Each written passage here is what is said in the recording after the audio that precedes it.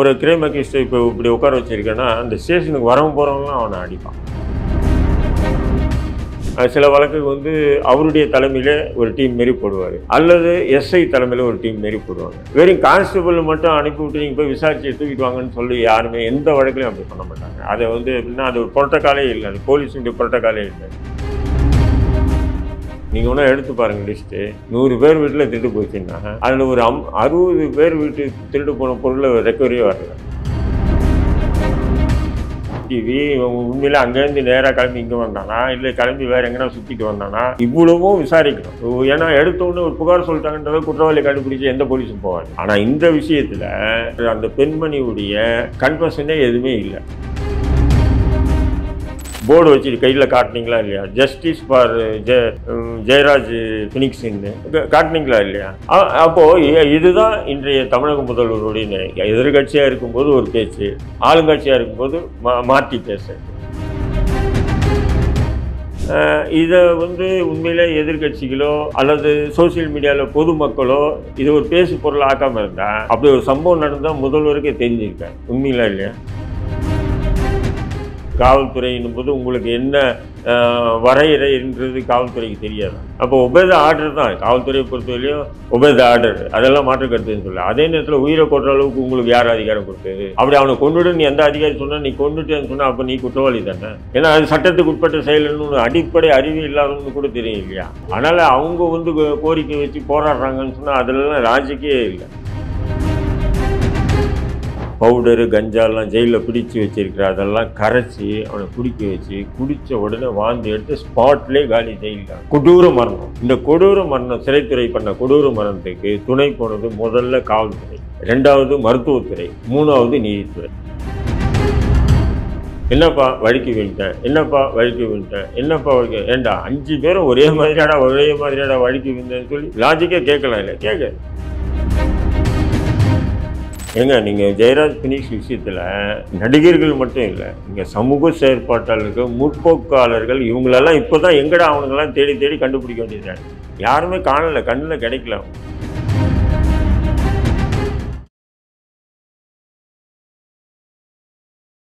பாரத நேயர்களுக்கு வணக்கம். இன்னைக்கு நம்ம நேர்காணல நம்ம சிறப்பு விருந்தினர் மூத்த பத்திரிகையாளரான தலர் ரஹீம் சார் அவர்கள் தான்.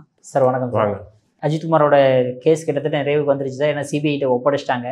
பட் இருந்தாலுமே இன்னும் பல கேள்விகள் எல்லாம் தான் செய்யுது. யார் அந்த ஐஏஎஸ் ஆஃபீஸர் அப்படின்ற மாதிரி ஒரு கேள்வி வருது. யார் மூத்த அதிகாரி, அங்கிருந்து ஏன் ப்ரெஷர் கொடுக்கணும்? வெறும் 10 பவுனுக்கு இவ்வளோ ப்ரெஷர் கொடுத்து ஒருத்தனை கொல்லணுமா? 7 பவுன். ஓகே சார், 7 பவுன் ஆச்சு. ஸோ அந்த மாதிரி அதுக்கு ஏன் இவ்வளோ ப்ரெஷர் கொடுக்குற மாதிரி கேள்வி எழுப்புறதே சார், இதனால சார் அப்படிங்க? இல்லை, இது இந்த வழக்கே பார்த்தீங்கன்னா ஒரு விசித்திரமாக இருக்குமா? இது உண்மையிலே பார்த்தீங்கன்னு சொன்னால் நானும் வந்து பல கிரைம் கேஸ் இருக்குது பார்த்தீங்களா, அதெல்லாம் வந்து பார்த்தீங்கன்னா டார்ச்சரும் ஓவராக பண்ணுவாங்க. கிரைம் கேஸை கூட்டு போய் அவன் வச்சுக்கிட்டு 4 நாள் 5 நாள்லாம் கூட கஸ்டடியில் வச்சுருப்பாங்க. நீதிமன்றத்தை ப்ரொடியூஸே பண்ண மாட்டாங்க. கேட்டால் என்ன சொல்லுவாங்கன்னா, வழக்கு நேரம் போய் கேட்டால் கூட என்ன சொல்லுவாங்கன்னா, ரெக்கவரி பண்ண வேண்டியது இருக்குது அப்படின்வாங்க. ஒரே வார்த்தை ரெக்கவரி பண்ண வேண்டியது இருக்குது அப்படின்வாங்க. ஒரு கிரைம் அக்யூஸ்டை இப்போ இப்படி உட்கார வச்சுருக்கேன்னா அந்த ஸ்டேஷனுக்கு வரவும் போகிறவங்களாம் அவனை அடிப்பான். அடிக்கிறதுன்னு சொன்னால் ஏதோ இப்படி தட்டிட்டு போகிறதெல்லாம் இல்லை. ஒருத்தன் வந்து காலால் நெஞ்சில் மிதிப்பான், ஒருத்தன் காலால் வயிற்றில், இப்படிலாம் மிதிப்பானுங்க. இது வந்து கிரைம் அக்யூஸ்டுகளுக்கு வந்து ட்ரீட்மெண்ட்டு அப்படி தான், 3rd கிரேட் ட்ரீட்மெண்ட் தான் கொடுப்பாங்க. இது எல்லாமே நம்ம பார்த்தது தான், நம்ம பார்க்கலன்னு சொல்ல முடியாது. இதெல்லாம் நம்ம பார்த்துருக்கோம். இதெல்லாம் வந்து கிரைம் அக்யூஸ்டுக்கு பண்ணுவாங்க. பட் இவன் வந்து எப்படின்னு சொன்னால் ஒரு கோயிலில் வாட்ச்மேனாக இருக்கான். இவன் வேலட் பார்க்கிங் பண்ணக்கூடிய நபர். அந்த பெண் புகார் கொடுத்தான்றதுக்காக உடனே தூக்கிட்டு போய் வச்சு அவனை அவ்வளோ டார்ச்சர் பண்ணி உயிர் போகிற அளவுக்கு டார்ச்சர் பண்ணாங்கன்னா அப்போ இதுக்கு பின்னாடி ஏதோ ஒரு திரைமறைவு ஒரு இயங்கியிருக்காங்க. யாரோ அவங்கள இயக்கியிருக்காங்க, காவல்துறை இயக்கியிருக்காங்க. இப்போ பெரும்பாலும் நீங்கள் இப்போ ஸ்டேஷனுக்கு போய் புகார் கொடுக்குறீங்கன்னு வச்சுக்கலாம், சரி என் வாட்சு காணல, என் பணம் வச்சேன் 1 லட்ச ரூபா காணலன்னா அவன் நீங்கள் புகாரை வந்து ஏடு வாங்கிக்குவார், ரைட்டர் வந்து வாங்கிக்குவார், வாங்கிட்டு டேபிளில் வச்சுருவார். இன்ஸ்பெக்டர் வந்து அதை படிச்சுட்டு அதை அக்செப்ட் பண்ணணும். பண்ணது பிறகு அவர் இன்ஸ்ட்ரக்ஷன் கொடுப்பாரு. சில வழக்கு வந்து அவருடைய தலைமையில் ஒரு டீம் மாரி போடுவார், அல்லது எஸ்ஐ தலைமையில் ஒரு டீம் மாரி போடுவாங்க. வெறும் கான்ஸ்டபிள் மட்டும் அனுப்பிவிட்டு நீங்கள் போய் விசாரிச்சு தூக்கிட்டு வாங்கன்னு சொல்லி யாருமே எந்த வழக்குலையும் அப்படி பண்ண மாட்டாங்க. அதை வந்து எப்படின்னா அது ஒரு புரோட்டோக்காலே இல்லை, அது போலீஸுடைய புரோட்டோக்காலே இல்லை. ஆனால் இதில் என்னன்னு சொன்னால் 6 பேரும் போலீஸ்காரங்க. அப்போ அதில் தான் சந்தேகமாக அவளுக்கு. அப்போ அந்த ஐஓ விசாரணை அதிகாரி யார் இருக்கா இல்லைங்களா? விசாரணை அதிகாரி. சரி, அந்த விசாரணை அதிகாரிக்கு ஒரு 7 சவரன் நகைக்காக வந்து எஃப்ஐஆர் போல அந்த புகார்தாரர் பெண் வந்து சொல்கிறாங்க, சிஎஸ்ஆர் கூட எங்களுக்கு கொடுக்கல அப்படின்றாங்க. சிஎஸ்ஆரும் இல்லை, எஃப்ஐஆரும் இல்லை. அப்படின்போது இந்த நபரை வந்து தூக்கிட்டு போய் அவ்வளோ டார்ச்சர் பண்ணி உயிர் போகிற அளவுக்கு அடிக்க வேண்டிய அவசியம் இல்லை. அவன் ஏற்கனவே வந்து ஒரு கிரைம் அக்யூஸ்டாக இருந்ததுன்னா இவனெல்லாம் இந்த மாதிரி ட்ரீட்மெண்ட் கொடுத்தா தான் இவங்ககிட்ட உண்மை வர வைக்க முடியும். ஆக்சுவலாக நீங்கள் பார்த்தீங்கன்னா கிரைம் அக்யூஸ்ட் வந்து 100 கேஸ் பிடிப்பாங்க. 100 திருட்டு வழக்குன்னு வச்சிங்களேன். அதில் வந்து உங்கள் வீட்டில் ஒரு 10 சவரன் 100 சவரன் அடிச்சிருப்பான், என் வீட்டில் ஒரு 10 சவரன் அடிச்சிருப்பானுங்க. இதை எல்லாமே வந்து அக்யூஸ்ட்டை பிடிச்சிடுவாங்க, போலீஸ் பிடிச்சிடுவாங்க. பிடிச்சி அந்த பொருளையும் ரெக்கவர் பண்ணிவிடுவாங்க. பட் உரியவருக்கு யாருக்குமே கொடுக்க மாட்டாங்க. நீங்கள் ஒன்றா எடுத்து பாருங்கள் லிஸ்ட்டு. 100 பேர் வீட்டில் திருட்டு போச்சுன்னா அதில் ஒரு 60 பேர் வீட்டுக்கு திருட்டு போன பொருளை ரெக்கவரியே வராது. கேட்டால் என்ன சொல்லுவாங்கன்னா, அவன் விற்று ஜல்சாவாக பண்ணிட்டான் அப்படின்னு சொல்லி முடிச்சிடுவாங்க கேஸை. ஆனால் இவங்க விற்று இருந்தாலும் எங்கடா விற்றுன்னு சொல்லி ஒரு மார்வாடி கடையில் போய் 5 சவரனுக்கு 10 சவரன் பிடிக்கிட்டு வருவாங்க. பட் அதெல்லாம் எடுத்து இவங்ககிட்ட கொடுக்கவே மாட்டாங்க. யார் அந்த பாதிக்கப்பட்ட நபர்கள் இருக்காங்களோ அது கொடுக்க மாட்டாங்க. இதில் வந்து கிரைமில் வந்து நிறைய வந்து அதை ஒரு 40% காவல்துறை அப்படின்னு தான் கிரைமில் இருக்காங்க. 50% சொல்லலாம். 50% வந்து கொஞ்சம் நேர்மையாக இருக்காங்க. அதை அந்த கிரைம் அக்யூஸ்ட் பிடிக்குது, பொருளை ரெக்கவர் பண்ணுறது, ரெக்கவர் பண்ண பிறகு அந்த உரியவர்களிடம் அந்த பொருளை ஒப்படைக்கிறது எல்லாமே நடக்கும். ஒரு 50% வந்து ஆட்டையை போடுறது தான். இப்போ உதாரணத்துக்கு நான் உங்களுக்கு ஒன்று சொல்கிறேன் பாருங்கள். அது எந்த வருஷம்னு தெரில. அப்போது விஸ்வநாதன் கமிஷனராக இருந்தார். 2018 விஸ்வநாதன் கமிஷனராக இருந்தார். நம்ம சென்னை கமிஷனராக இருந்தார். அப்போ வந்து எப்படின்னு சொன்னால், அந்த கொளத்தூரில் வந்து ஒரு நகை கடையில் உள்ள புகுந்து திருடர்கள் ஒரு 3 பேர் உள்ளே புகுந்து ஒரு 6 கிலோ தங்கம், ஒரு 2-3 கிலோ வெள்ளி, காசு ஒரு 4-5 லட்ச ரூபாய் எல்லாத்தையும் எடுத்துக்கிட்டு போயிட்டாங்க. அந்த சிசிடிவி கேமரா எல்லா ஊடகங்களையும் சிசிடிவி கேமரா வந்துச்சு. அவங்க ராஜஸ்தானை சேர்ந்தவங்க அப்படின்ற மாதிரி ஒரு இது வந்து. அப்போது அந்த நேரத்தில் கமிஷனர் இவர் இருக்கார் இல்லைங்களா, விஸ்வநாதன், அவர் ஸ்பெஷல் டீம் ஒன்று இப்போ நியமனம் பண்ணார். ஏன்னா அது தெஃப்ட் வந்து பெரிய பேசுவா. அப்போ ஏடிஎம்கே கவர்மெண்ட்டு விஷயம் பெரிய அளவுக்கு பேசப்பட்டது. திமுக ஊடகங்கள்லாம் பெரிய அளவுக்கு இது என்ன அது பட்டப்பகலில் ஒரு நகைக்கடையை உடைச்சி பாருங்க அப்படின்னு சொல்லி சன் டிவியெல்லாம் உங்களுக்கு சும்மா சொல்லவா வேணும். அவங்க 5 பைசாங்கன்னா 100 பைசாக்கு இப்படி காட்டுவோம். இப்படி காட்டுவாங்களா இல்லையா? அப்படி காட்டினான். அப்போ என்ன பண்ணாங்க, அவசரமாக வந்து விஸ்வநாதன் என்ன பண்ணார், 2 ஸ்பெஷல் டீம் நியமனம் பண்ணார். அந்த ஸ்பெஷல் டீமுக்கு வந்து பார்த்தீங்கன்னா, ஒரு ஸ்பெஷல் டீமுக்கு இப்போ தலைவராக யாரை போகிறாங்கன்னா முனிசேகர்ன்ற ஒரு இன்ஸ்பெக்டர். இன்னொரு ஸ்பெஷல் டீமுக்கு யாரை போடுறாங்கன்னு சொன்னால் பெரிய பாண்டின்ற ஒரு இன்ஸ்பெக்டர். 2 இன்ஸ்பெக்டர் தலைமையில் 2 டீமை போட்டு குற்றவாளியை கண்டுபிடிக்க அனுப்புகிறாங்க. குற்றவாளி யாருன்னு சொன்னீங்கன்னா ராஜஸ்தானை சேர்ந்தவங்க குற்றவாளி, இங்கே இல்லவங்க இல்லை, ராஜஸ்தானுக்கு கிடக்கும். அப்போ ராஜஸ்தானுக்கு போய் குற்றவாளியை பிடிக்க போன இந்த 2 டீமில் என்ன பண்ணுறாங்கன்னா, முனிசேகர் என்ற டீம் இருக்குது பார்த்தீங்கன்னா, முனிசேகர் என்ன பண்ணுறாங்கன்னா குற்றவாளிக்கிட்டே பேசுகிறார். யார்? அவன் பேர் நாதராம் ஜாட். நாதராம் கோட்சே இல்லை, நாதராம் ஜாட். நாதராம் ஜாட் கிட்ட வந்து பேசும்போது அவன் என்ன சொல்கிறான், 2 கிலோ கோல்டு தரேன், ஒரு 2 லட்ச ரூபா காசு தரேன், நீங்கள் கிளம்பி போங்க அப்படின்னு சொல்லி இது பண்ணான். ஆனால் முனிசேகர் வந்து அதை ஏற்றுக்கிட்டாரு, சரி அப்படின்ட்டாரு.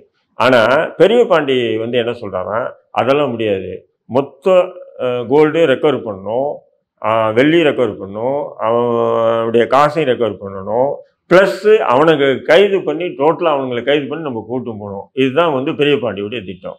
அப்படி இருக்கும்போது அப்போ என்ன பண்ணுறாங்க, திடீர்னு நம்ம போய் அட்டாக் பண்ணி நம்ம வந்து போவோம் அப்படின்னு சொல்லிட்டு என்ன பண்ணுறாங்க, திடீர்னு வந்து நைட்டு வந்து அட்டாக் பண்ணி சூர் மேலே ஏறுறாங்க. ஏறும்போது என்ன ஆகுது, பெரிய பாண்டியை வந்து சுட்டு இறந்துடுறாங்க. ஆனால் அது அடுத்த நாள் தமிழக ஊடகங்கள்லாம் என்னன்னு சொன்னால், அந்த நாதராம் ஜாட்டுன்ற அந்த கொள்ளையன் இருக்கான் இல்லைங்களா, கொள்ளையன் படை தலைவன், அவன் தான் சுட்டு இன்ஸ்பெக்டர் செத்துட்டாருன்றது தான் எல்லா ஊடகத்தையும் தலை செய்ய வந்தது. அப்போ ராஜஸ்தான் வந்து அவர் இன்ஸ்பெக்டர் இறந்த உடனே போஸ்ட்மார்ட்டம் ரிப்போர்ட் எடுப்பாங்கள்ல, அப்போ மருத்துவமனைக்கு கொண்டு போய் போஸ்ட்மார்ட்டம் பண்ணும்போது அதுலேருந்து குண்டு எடுக்கும்போது அந்த குண்டு வந்து ராஜஸ்தான் இது இல்லை, அந்த குண்டு வந்து பார்த்திங்கன்னா முனிசேகருடைய இன்ஸ்பெக்டர் முனிசேகருடைய குண்டு, அந்த துப்பாக்கியிலேருந்து வெளியே வந்த குண்டு. நல்லா புரிஞ்சுக்கணும். அப்போது என்ன காரணம் சொன்னால், இவர் வந்து அவன் கொடுக்குறது வரையும் வாங்கிட்டு நம்ம வேலையை பார்ப்போண்டா அப்படின்றாரு இவர். அவர் வந்து இல்லை, அக்யூஸ்டையும் பிடிக்கணும், அவங்ககிட்ட இருக்கிற மொத்தத்தையும் ரெக்கவர் பண்ணணும். நான் தான் சொன்னேன் இல்லையா, 50% காவல்துறை நல்லவங்களே இருக்காங்க, நேர்மையாக உண்மையாக இருக்கணும்னு. அதே நேரத்தில் முடிஞ்ச அளவு பிடுங்குறது லாபம், எரியிற வீட்டில் பிடுங்குற வரையும் லாபம்னு சொல்லிட்டு அடிச்சு போகிறவங்களும் இருக்காங்க. அப்போ இவர் என்ன பண்ணுறாருன்னா, இவர் தான் வந்து ஃபயர் அப் பண்ணுறாரு. யாரை? இன்ஸ்பெக்டரே கொண்டார், சக கொலிக்கு ஒரே இன்ஸ்பெக்டர் ரேங்க். பட் அந்த விஷயம் வந்து அப்போது ராஜஸ்தான் போலீஸ் என்ன பண்ணுச்சு, இப்படி ஒரு அவப்பேர் வந்து எங்கள் பேரில் போட்டால் நான் வந்து விட மாட்டேன், இவரை கைது பண்ணணும்னு சொல்லி முனிசேகரை கைது பண்ணுற அளவுக்கு போயிட்டாங்க. அப்போ அந்த நேரத்தில் விஸ்வநாதன் என்ன பண்ணிட்டாருன்னா, நம்ம ஜாங்கிட்டு இருக்கார் இல்லையா முன்னாள் ஏடிஜிபி, அவரை தொடர்பு கொண்டு அவரை பேச வச்சு நாங்கள் கேஸ் இங்கே பார்த்துக்கிறோம் தமிழ்நாட்டில், அங்கே வேண்டாம்னு சொல்லிட்டு அந்த வழக்கை எடுத்துகிட்டு வந்துட்டாங்க. எடுத்துகிட்டு வந்து அங்கே அரெஸ்ட் பண்ணல அவரை, யாரை, முனிசேகர். இங்கே வந்து என்ன பண்ணிட்டாங்கன்னா, அந்த குடும்பத்தார்கிட்ட பேசி 1 கோடி ரூபாய் ஏதோ காசை கொடுத்துட்டு கட்ட பஞ்சாயத்து மாதிரி பேசி அந்த அதை விட்டாங்க. ஆனால் அது பெரிய தவறு தான். அது ஏன்னு சொன்னால், அதே இன்ஸ்பெக்டர் செத்த இடத்துல ஒரு பொதுமக்கள் செத்து இருந்தாருன்னா அது பெரிய இஷ்யூ ஆக்கியிருப்போம் நம்மலாம் இல்லைங்களா. சமூக செயற்பாட்டெல்லாம் நிறைய பெரிய இஷ்யூ இருக்கும். இறந்தது ஒரு காவல்துறை இன்ஸ்பெக்டர். ஆனால் அதுக்கு வந்து 1 கோடி ரூபாய் கொடுத்து அவங்க மனைவி காலில் விழுந்து மன்னிப்பு கேட்டாங்கன்றதுக்காக அந்த வழக்கே இல்லாமல் ஆக்கிட்டாங்களா. அப்போ அந்த கொலை என்ன அர்த்தம்? எவ்வளோ பெரிய ஒரு உயிர் இல்லையா. அதுவும் வந்து பார்த்தீங்கன்னா ஒரு அரசு இன்ஸ்பெக்டர், அதே ஒரு இன்ஸ்பெக்டரை உண்மையிலே குற்றவாளிகள் கொள்ளையர்கள் கொண்டு வந்தாங்கன்னா குறைஞ்சி ஒரு 10 பேராச்சும் என்கவுண்டர் பண்ணியிருப்பாங்க இல்லையா. 10 பேர் பண்ணியிருப்பாங்க. இது எதுக்கு இந்த விஷயத்தை நான் கொண்டு வரேன்னு சொன்னால், இந்த கிரைம் பொருட்களை வந்து 50% வந்து நேர்மையாக வந்து உரியவர்களுக்கு ஒப்படைக்கிறாங்க, 50% ஒப்படைக்கிறது இல்லை, அவங்க ஆட்டையை போட்டுடுறாங்க. இதுதான் அந்த கொளத்தூர் சம்பவத்தை ஒரு மேற்கோள் காட்டினது. புரிஞ்சுங்களா? நான் இது கிரைமில் வந்து இது சர்வசாதாரணமாக நடக்குது. இப்போ இந்த அஜித்குமார் விஷயத்தை நம்ம பார்த்தோன்னு சொன்னால், இதில் வந்து புகார்தாரர் வர்றாங்க, கொடுக்குறாங்க இல்லையா. புகார்தாரர்கிட்ட இவங்க என்ன விசாரித்தாங்க காவல்துறை? Confession statement. ஏன்னா புகார்தாரர் நீங்கள் வந்து எங்கிட்ட நான் இப்போ நான் வரேன், நீங்கள் போலீஸ் ஸ்டேஷனில் உட்காந்துருக்கீங்க சார், நான் வந்துட்டு 1 லட்ச ரூபா பாக்கெட்லேருந்து எடுத்துகிட்டு யாரும் அடிச்சிட்டாங்க அப்படின்னு சொன்னால், உடனே வந்து புகார் எடுத்துகிட்டு உடனே அது குற்றவாளி தேட போக மாட்டான். வந்தீங்க, எத்தனை மணிக்கு வந்தீங்க, என்ன பண்ணீங்க, அந்த காசு எதுக்காக 1 லட்ச ரூபாய் நீ பாக்கெட்ல வச்சிருந்த, அந்த காசு யாருக்கிட்ட வாங்கின, இது இவ்வளோத்தையும் எழுதி அந்த காசு நான் இப்போ ஓனர்கிட்ட இருந்து வாங்கிட்டு வந்தேன்னா ஓனருக்கு ஃபோன் பண்ணி இவன் காசு வாங்க கொடுத்தது உண்மையா, இந்த விஷயத்துக்காக உன்னை அனுப்புனது உண்மையா, இவ்வளோத்தையும் வாங்குவாங்களா இல்லையா. ஏன்னா அவனே வேற பக்கம் வச்சுட்டு வந்து காணாமல் சொல்லலான்றதுக்காக இவ்வளோ விசாரிப்பாங்க. அங்கே இருக்கக்கூடிய சிசிடிவி உண்மையில அங்கேருந்து நேராக கிளம்பி இங்கே வந்தானா, இல்லை கிளம்பி வேற எங்கன்னா சுற்றிட்டு வந்தானா, சுற்றிட்டு வந்து இந்த காசு இவ்வளவும் விசாரிக்கணும். ஏன்னா எடுத்தோன்னு ஒரு புகார் சொல்லிட்டாங்கன்றதை குற்றவாளி கண்டுபிடிச்சி எந்த போலீஸும் போவாங்க. ஆனால் இந்த விஷயத்தில் அந்த புகார்தாரர் அந்த பெண்மணியுடைய கன்ஃபஷனே எதுவுமே இல்லை. அப்போ எல்லாமே அதுதான் ஒரு அதிசயமா இருக்கு, ஆச்சரியமா இருக்கு இந்த வழக்குல. இதுக்கு வந்து முதல்வர் எல்லாரும் என்ன சொல்றாங்க, இது ஏதோ ஒன்று நடந்துங்க, இதுக்கு போய் முதல்வர் பொறுப்பு ஏற்கணுமா, இதுக்காக முதல்வர் ராஜினாமா பண்ணணுமா அப்படின்னு சொல்லி சில பேர் கேள்வி எழுப்புறாங்க திமுக ஆதரவாளர்கள். அப்போ சாத்தான்குளம் ஜெயராஜ் பினிக்ஸ் கொலைக்கு வந்து முதல்வரே பதவி விலகுன்னு சொல்றது நீங்களே இல்லையா. நீங்க தானே அன்னைக்கு எதிர்கட்சி தலைவராக இருந்து நீங்க தானே சொன்னீங்க. இன்னைக்கு அதே மாதிரி தான் எதிர்கட்சிகள் கோரிக்கை வைக்கிறாங்க, நீங்க முதல்வருக்கு லாய்க்கு இல்லை, இது போன்ற ஒரு கஸ்டோடியல் டெத் நடந்திருக்கு அப்படின்னு கோரிக்கை வைக்கிறாங்கன்னும் போது நீங்கள் உள்வாங்கி பார்க்கணும். நம்ம அன்னைக்கு என்ன குற்றச்சாட்டு வச்சோம், அன்னைக்கு இப்போ எடப்பாடியே விலகு அப்படின்னு சொன்னீங்களா இல்லையா, போர்டு வச்சுட்டு கையில் காட்டினீங்களா இல்லையா, ஜஸ்டிஸ் ஃபார் ஜெயராஜ் ஃபினிக்ஸ்ன்னு காட்டினீங்களா இல்லையா. இப்போ இன்னைக்கு வந்து எதிர்கட்சிகள் செய்ய தான் செய்வாங்க. எதிர்கட்சிகள் அமைதியாக இருக்குன்னு சொன்னால் நீங்கள் என்ன பண்ணீங்க, இது முழு பூசணிகள் சோத்தில் மறைச்சிக்கிற மாதிரி நீங்கள் ஏதோ மூடி விட்டு இன்னைக்கு வந்து எதிர்கட்சிகள் இந்த விஷயத்தை பெரிய அளவுக்கு பேசு பொருளாக்குனதுனால தான் இன்னைக்கு வந்து அந்த குடும்பத்தாருக்கு ஃபோனில் பேசுகிறீங்க, அவங்களுக்கு வந்து வீடு கட்டுறதுக்கு இடம் கொடுக்குறேன்றீங்க, அவங்க தம்பிக்கு அரசு வேலை தரேன்றீங்க, அதான் சொல்ல அரசு வேலை தரேன்றீங்க.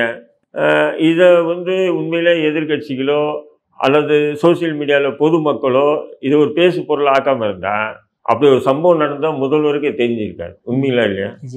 ஏற்கனவே நீங்கள் வந்து பாருங்கள், இது வந்து ஃபஸ்ட்டு இப்போ தான் நடந்தது.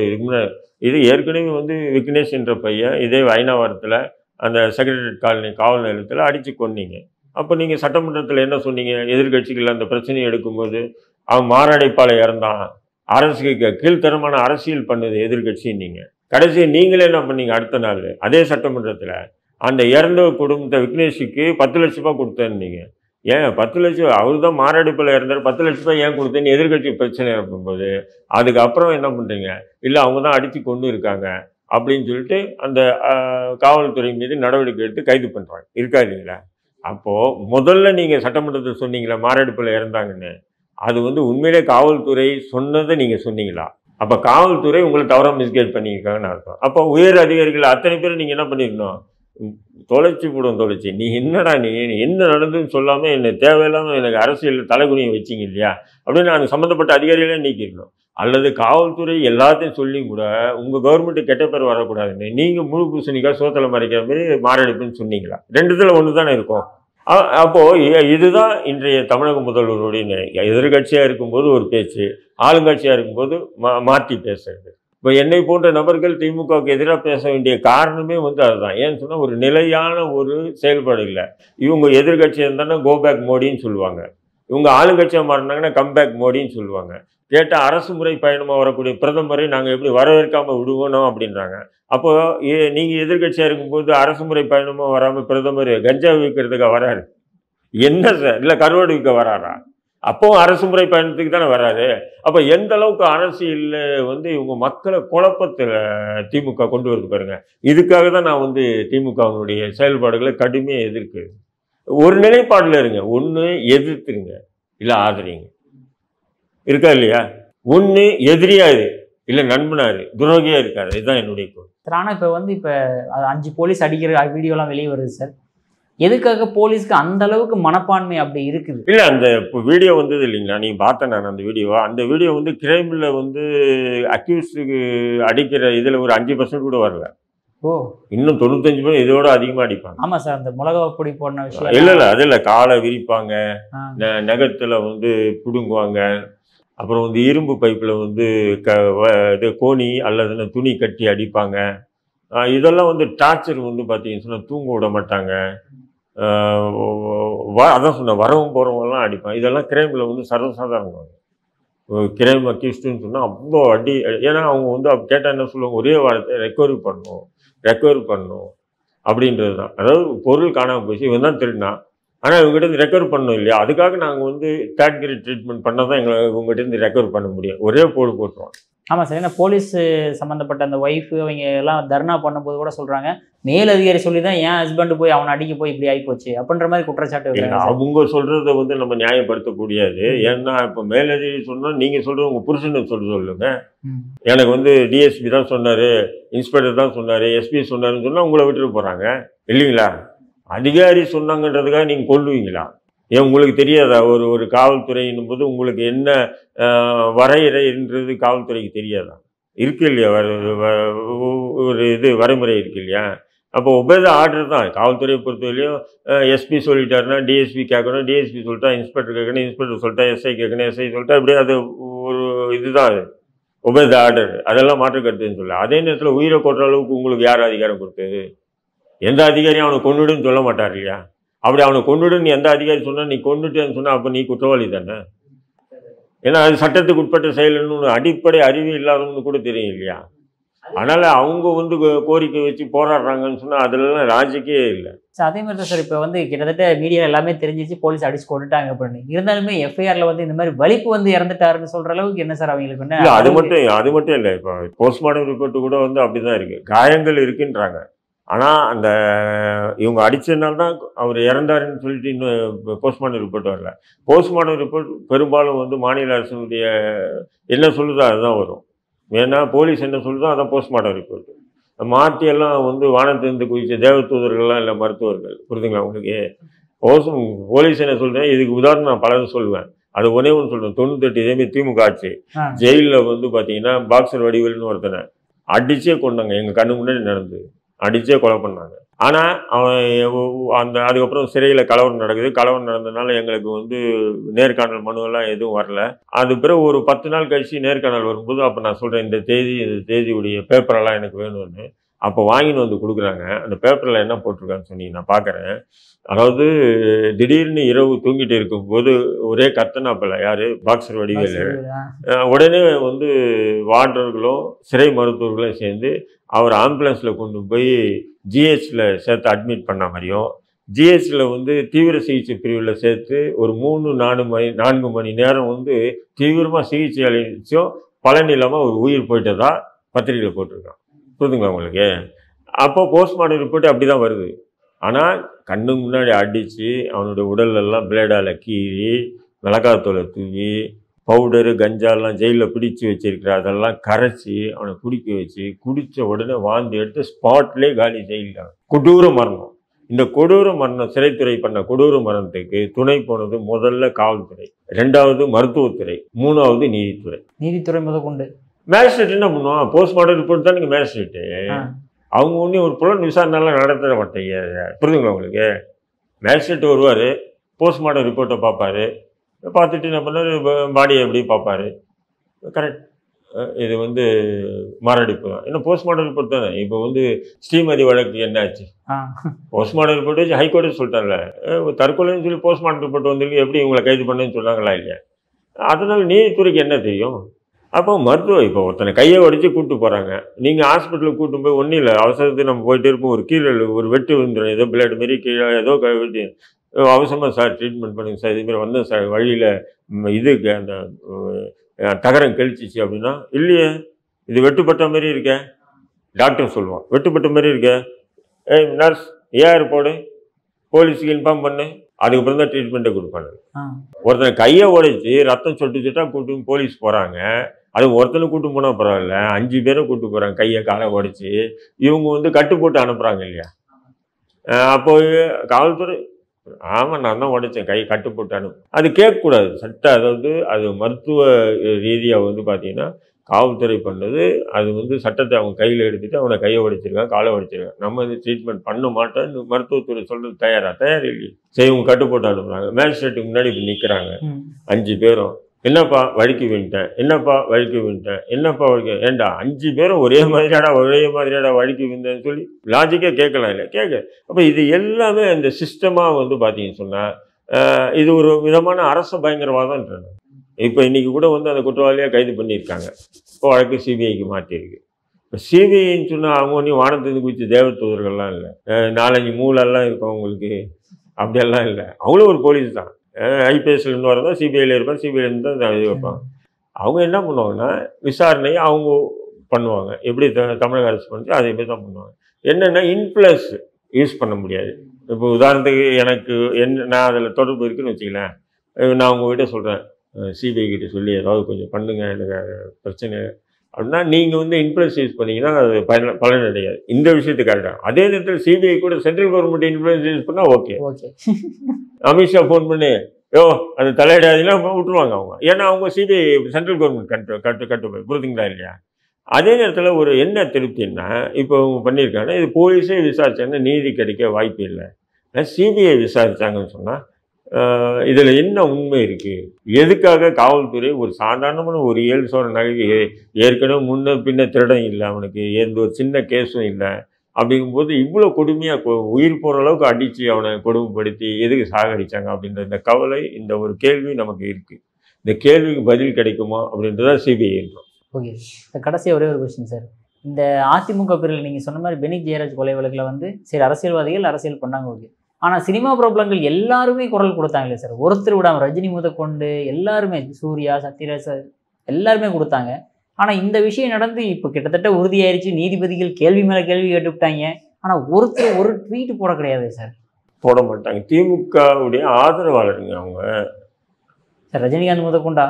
ஏங்க நீங்கள் ஜெயராஜ் பினிக்ஸ் விஷயத்தில் நடிகர்கள் மட்டும் இல்லை, இங்கே சமூக செயற்பாட்டாளர்கள், முற்போக்காளர்கள், இவங்களெல்லாம் இப்போ தான் எங்கடா அவனுங்கெல்லாம் தேடி தேடி கண்டுபிடிக்க வேண்டியதாக இருக்குது. யாருமே காணலை, கண்ணில் கிடைக்கல. அவங்க கேட்டால் என்ன சொல்கிறாங்கன்னா, அது வந்து காவல்துறை கஸ்டடியல் டெத்து இப்போ நடக்குதுங்க, காலங்காலமாக நடந்துட்டு வருதுங்க. ஏண்டா காலங்காலமாக நடந்துட்டு வந்தது, நீ இப்போ குரல் கொடுற இந்த அரச பயங்கரவாதம் தான் இது, குரல் கொடுன்னா அவங்க தொண்டை வரல, அவங்க என்ன பண்ணுவாங்க, அவங்க திமுக ஆளுது, அதிமுக ஆதரவு நிலைப்பாட்டில் தான் அவங்க எல்லாமே இருக்காங்க. நீங்கள் சொல்லக்கூடிய நடிகர்கள் எல்லாமே சொல்கிறாங்க. எதுக்காக சார் அந்த ஆதரவாளராக இருக்கணும் ஒரு கட்சிக்கு, என்ன பிரச்சனை வாங்கியிருக்கலாம், ஏதாவது ப்ளஸ்ஸாக இருக்கலாம், நமக்கு என்ன தெரியும். ஏன்னா அரசியலில் எவ்வளோ ஒன்று இருக்குது, அவங்க ஏதாவது ஒரு வந்து இன்வெஸ்ட் பண்ணியிருக்கலாம், பல கோடிக்கு பல இதுகள் எல்லாம், அதில் ஏதாவது ஒரு இடைஞ்சல் வரலாம், ஏதாவது ஒன்று இருக்கலாம். அப்போ அதனால் நாம் வந்து திமுக சார்ந்து போயிருக்கோம், இப்போ திமுக எதிர்த்து பேசணும்னு சொன்னால் அது இல்லாமல் போகும் அப்படின்றது ஏதாவது இருக்கலாம் இல்லைங்களா? இல்லாமல் வந்து பெரும்பாலும் நடிகைகள் வாய் திறக்கவே மாட்டாங்க.